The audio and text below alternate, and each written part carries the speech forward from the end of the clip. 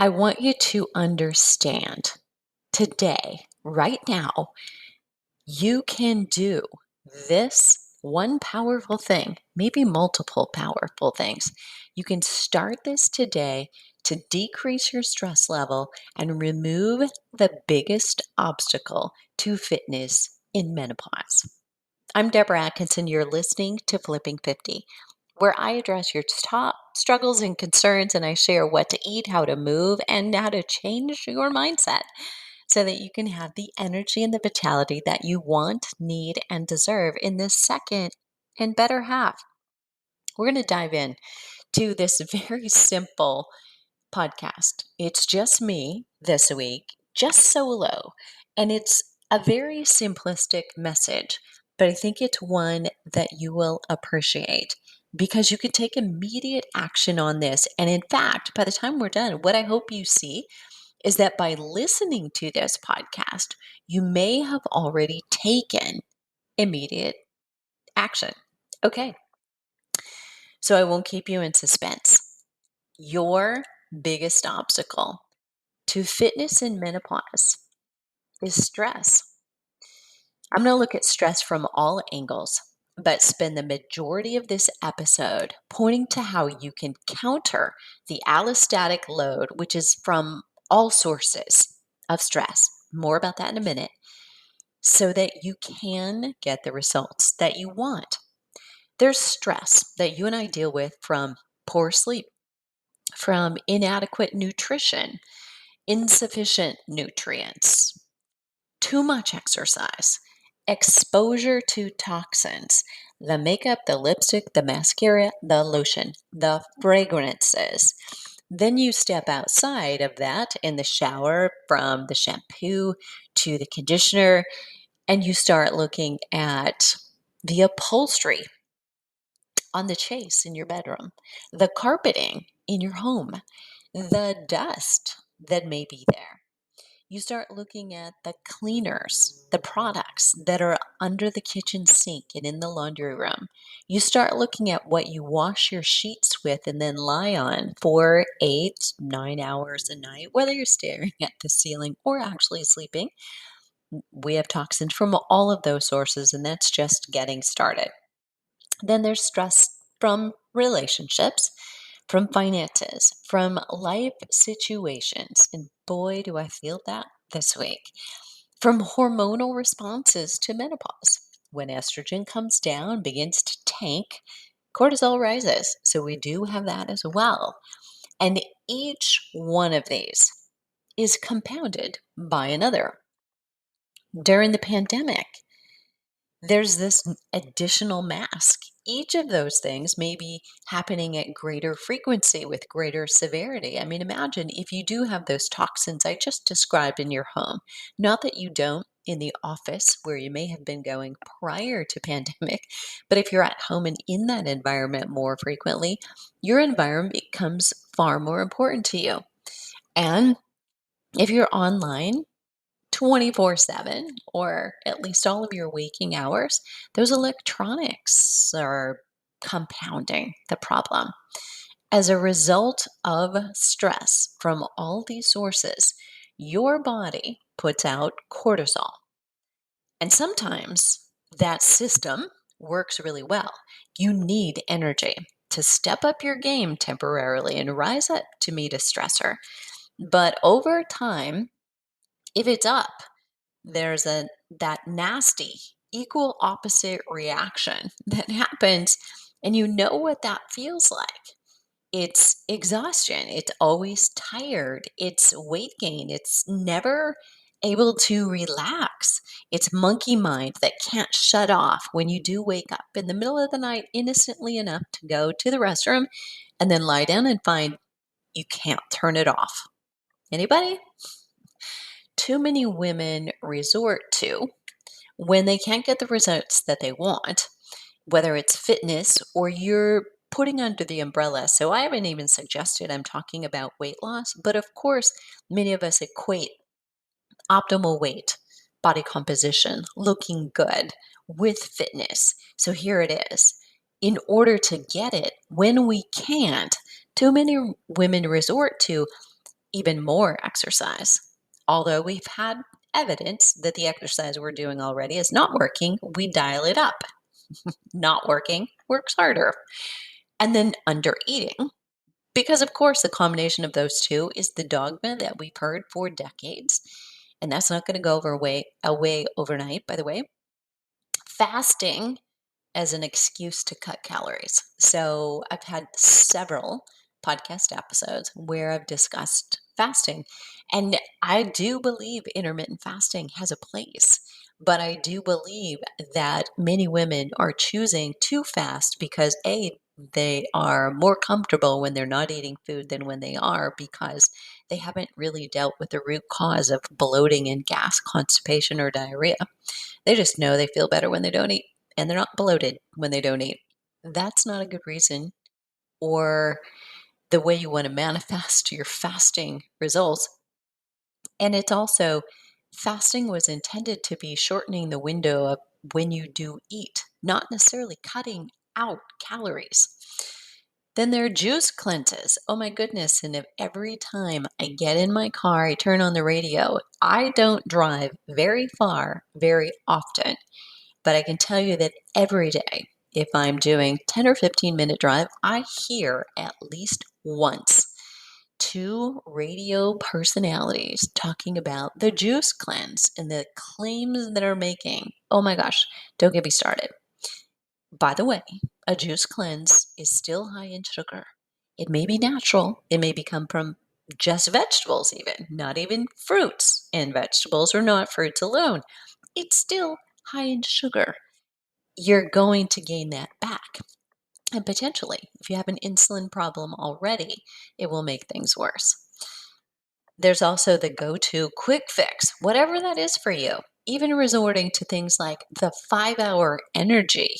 You know that one, right? I had to tell my college-age son, no, I am not buying that for you on grocery trips during college.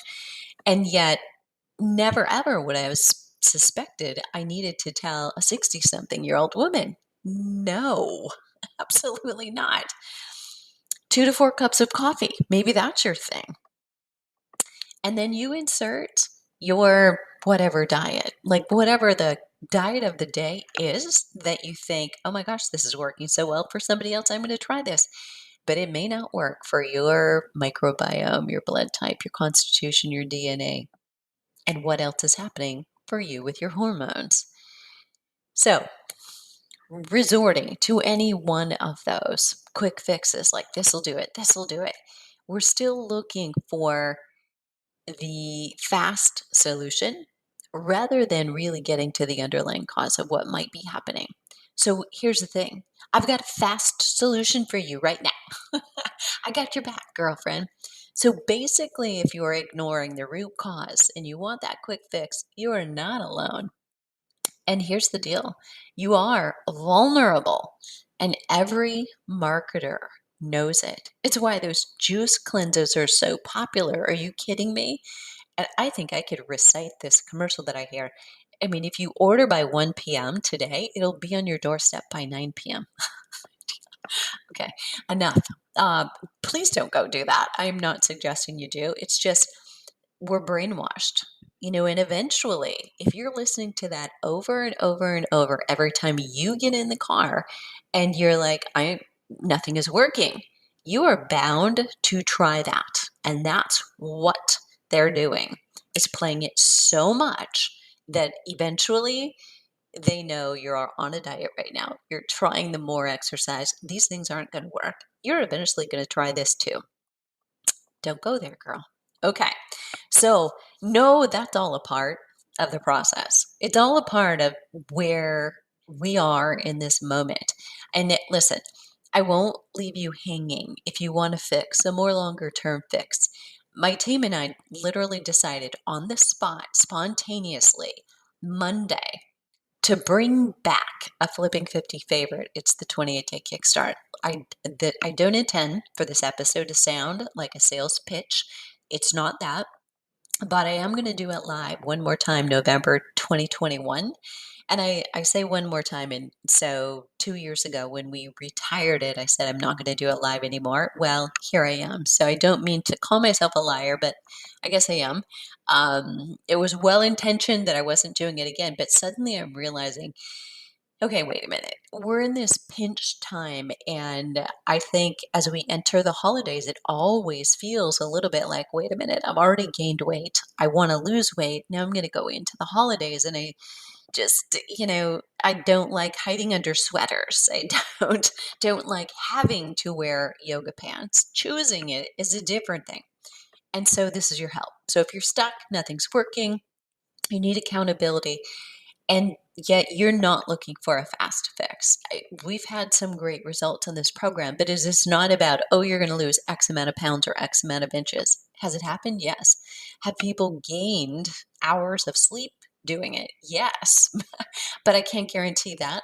So there's no such thing as typical results. But here's how it will happen. It'll start the first week of November. You get your materials the last Thursday of October so that you have the weekend to go to the grocery store, to get your ducks in a row, to get everything on your calendar when you're going to do your exercise. You get 4 live coaching calls with me. I don't do that anymore. So that alone is like a $500 value. You can see details at flipping50.com/28 day kickstart. No spaces. I'll put that link in the show notes. But today, right now, I want you to understand this one powerful thing. You can start these things or one of them today and decrease your stress level. And I'm going to point this out again. Listening to this podcast may feel like you're doing one of these things for you. So it depends how much you take this to heart. What I'm my intention is, at least for you, that you feel like a sister, a girlfriend has your back. That I understand where you're coming from. That yes, I'm a fitness professional, I'm a health coach, medical exercise specialist, but I first am a woman who's 57 and a half. And I get it. I get where you're at because unfortunately, I'm not immune to the life stressors, the hormonal changes, and the fact that we fluctuate, right? Getting on a scale one day, you're going to weigh this, getting on it the next day, you're going to weigh that. And it's like, what? Right? So if you're getting on the scale every day, it's okay. You're seeing some change, but you have to just track it over time. Don't drive yourself crazy. So I want you to do this. There are really 4 different kinds of groups of hormones, and we're going to talk about them: dopamine and serotonin. And I've often, gosh, this was probably 20 years ago, as I was doing a circuit for some medical associations and forums for continuing education. I was the keynoter, and I talked a lot about dopamine and serotonin. And dopamine tends to be the hormone that males are a little bit more associated with. Serotonin for females becomes a really far more important one. We both genders have them both. So I'm going to speak to both of them. Dopamine. If you want to bump your dopamine, so what does dopamine mean? I mean, it literally just is like making you feel good. Like you get that little dopamine hit. Here's the caveat. Listen to this. Marketers actually try to trigger your dopamine. They try to trigger it while they're talking to you. It's like the NLP of triggering your brain to feel dopamine so that you buy their product. Now, that is not good use of the knowledge of dopamine, but here is good use for you. If you eat more protein, you may produce more dopamine and feel better because you do it. Now, if I say eat more protein, that is very loose, very broad. I have no idea, as I'm talking to you, maybe walking down the street or driving, how much protein you eat now. But eating at least, say, 30 or more grams of protein at each of your 3 meals, getting what is close to your ideal body weight in pounds, in grams of protein daily. That's kind of, are you there? As looking for it. Move frequently. You're going to find there's some overlap here. You're going to say, well, didn't you say that already? I'm going to say, yeah, I did. Prioritize your sleep. Now, I know maybe females out there, I know you, you're in menopause and you're like, I'm prioritizing it. Yes, I'd like to go to sleep like right now. I could fall asleep at 7 o'clock. But the problem is I'll be awake at 10 and then can't get back to sleep. I know, but still prioritize it. Then there are things that you can do. There's about 2 dozen, in fact, and step by step, you have to try them sequentially in an appropriate order with changing one variable at a time so you can actually see if it works or not. And then get sunshine. And again, you're going to hear me say that again. So that's dopamine. How do you feel good? Dopamine is just like, yeah, right? So, think drugs, dope, right? Next up is oxytocin. So this one is called the cuddle hormone. So literally cuddling, spooning, hugs. Now, we haven't had a lot of those since the pandemic. Maybe you're hugging more and maybe you're like, can we hug? You got to ask permission these days. But hugs can do it. Human touch, holding somebody's hand can do it. Just touch on an arm because we haven't had that. Safe spaces, hands on shoulders. Sex, that's taking a hug all the way, right? From first base to home. A pet, like petting anything, like if you have a dog and you're frequently lying beside that dog, it's good for you. It's good for them too. Holding hands, I mentioned. Smell your mama's or your grandmother's like old recipe. So making that or something that makes you connect with that feeling. Did you know at one of my favorite, when I lived in Iowa, one of my favorite furniture stores, just to go in and get into trouble, basically, getting things I didn't need it. I loved it. And, people tend to hang around more when they smell things. They would bake chocolate chip cookies on site in the location. Literally, they had a kitchen and a little cafe because they wanted people to stay, you know. So they've got the bathrooms there, they've got the cookies there, and they've got the, coffee or water there. But it is the smell stimulating your olfactory sense that can actually make you feel oxytocin. It's a memory. Essential oils can do the same thing. So stimulating the right kind of thing. And well, like watching Hallmark movies. Now that may not be your thing, but maybe you've got this favorite movie or TV series. So literally, I know this is weird, but my oxytocin gets stimulated when I watch Criminal Minds. I know some of you are thinking, okay, she's got a problem. And very well, point taken. But I used to watch that when my son was in high school. We would watch those episodes together when they were actually still coming out live. And, and when he would come home from college, sometimes there would be one on. And he bought me series like on videos. And now I watch them and it still feels like a hit of a memory of being with him. So many ways that can happen. But Hallmark movies was probably should have stopped there. Okay. Serotonin is the next one. And serotonin, I have been studying and researching since the late 90s and doing interviews with doctors, psychologists, counselors, and here's what we know. So serotonin is like your feel good hormone, and specifically true for females.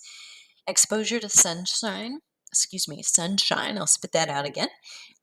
Exercise or movement. So you don't have to literally be going for a run and huffing and puffing. You could be walking, right? Getting outdoors in the sunshine while you're moving with a friend, and maybe even on a phone call would be beneficial. Not ideal, right? But you're venting with friends while you're doing it. That is like a three-legged stool that has been shown to cause positive benefits to people who suffer from depression or to help you boost mood. So there's a continuum there, right? So if you have depression, doing those things one by one will be helpful. Moving, right? So even if you had to do it on a treadmill on a rainy day, but getting outside maybe just even sitting by a window and getting some sunlight, or doing both of those together by yourself, or adding the third thing. You can see the layer and the benefits are stacking as you do it. So, what if you're more isolated? Listen, I live alone. I don't even have a four-legged friend anymore, sadly. And so I don't have that. I still talk to him. I think people would say that's talking to yourself, but we don't have to go there. And, find a group of people to talk to. Talking here for me is actually a hit of serotonin, because I imagine the people in our community. I imagine clients who I have talked to one on one before. And I'm not thinking of collectively just spewing out information. I literally am thinking, what would this be like if Tracy was hearing this right now while she was walking? And I'm thinking about people. And that is a connection for me. And the same is true if, say, you're in a relationship or want to be. You're in a loving relationship and you find out later it's not everything that it was or that you thought it was. You still had the benefit of the serotonin for doing the loving. And that's what counts, right? So listening to this podcast may help you if you're feeling my whole intention that it is, I am talking to you, girlfriend. Take it that way. And movement is the other one. So I've mentioned that already. Sunshine, venting, and movement together. It's the ultimate trilogy. Last but not least, endorphins. So that's kind of a collective neurotransmitter group and umbrella. When you exercise, we create endorphins. One thing I will say to those of you who are larger size gals is that exercise may not be as comfortable for you for many reasons. Maybe it's mentally, it's a kind of an intimidating thing. It feels foreign to you. You don't feel good or confident in doing it.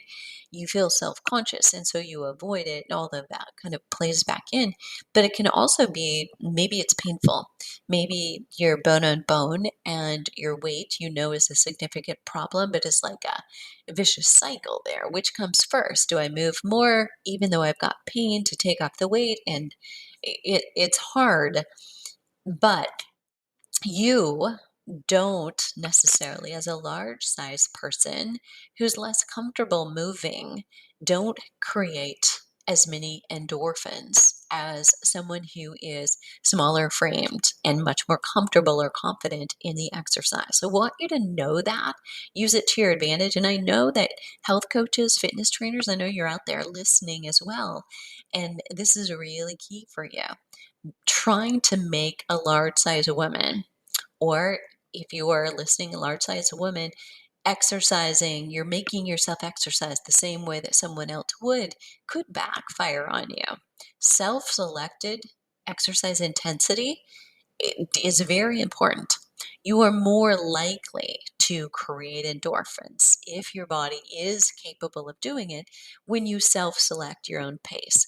Your enjoyment will have greater potential. Now, I'm not promising you'll get there, because there are studies that show the response after exercise really isn't there with larger sized people. So I don't believe that there are studies out there that show that if you lose weight, that changes. But I do believe there will be a place where it does.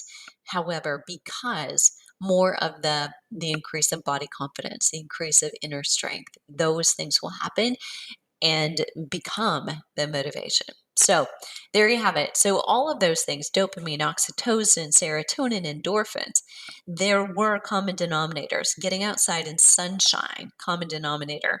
Moving, but not necessarily exercise. It doesn't have to be hardcore.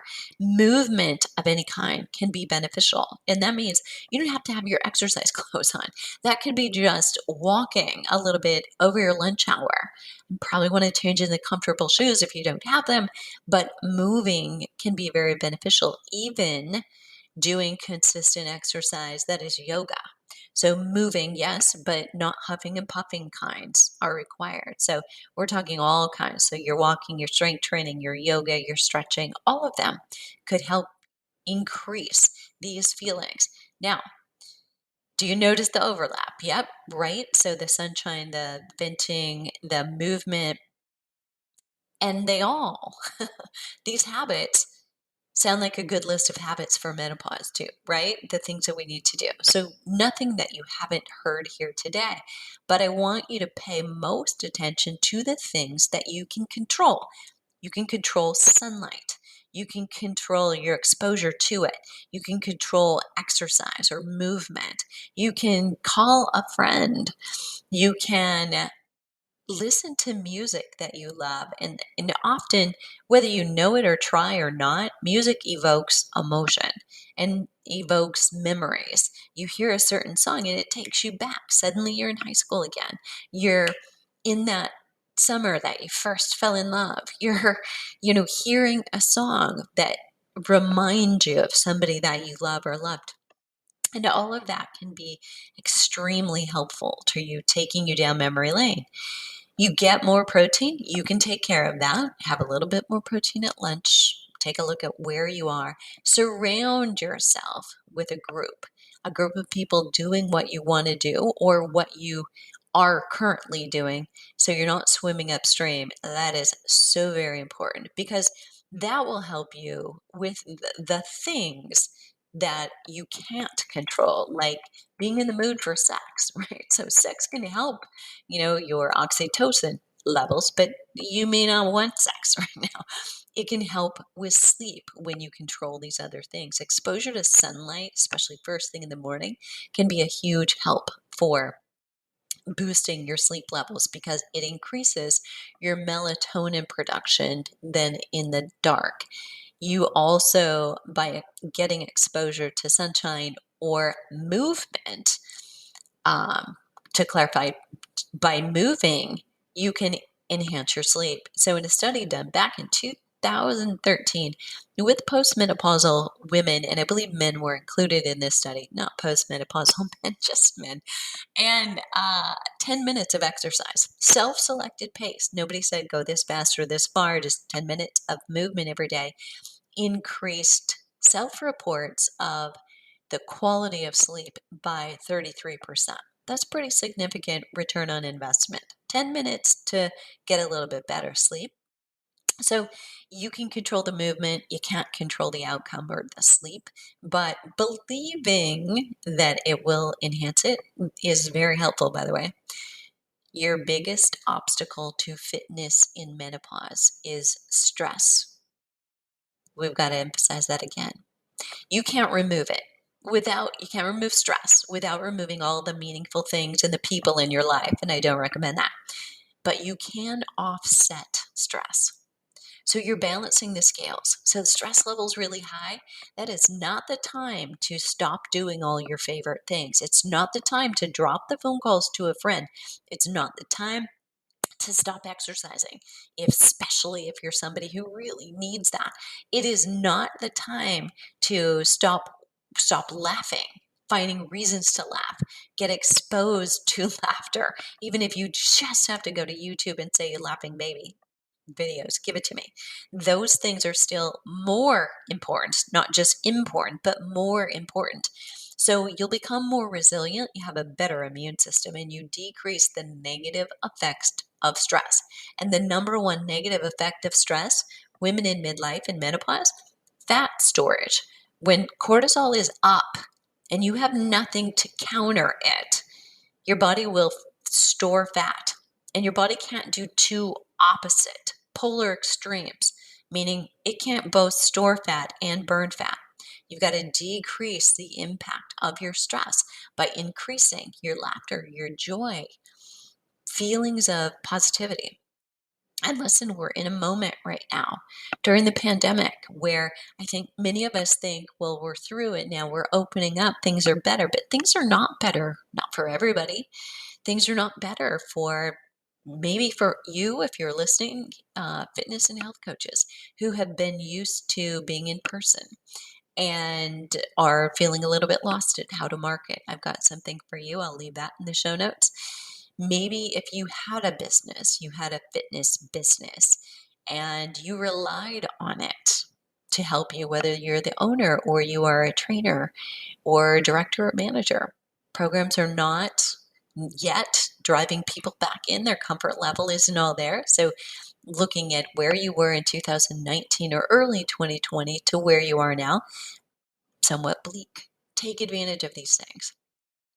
Take advantage of whatever it is that gives you and fills you up with some of these feelings of connectivity, of memories, of laughter, and don't cut the cord for people that you depend on right now. When emotions are high, that's sometimes the first thing that you'll do, but it's not the answer. So I'm going to put all the things that we've mentioned in this episode in the show notes at flipping50.com/fitness in menopause.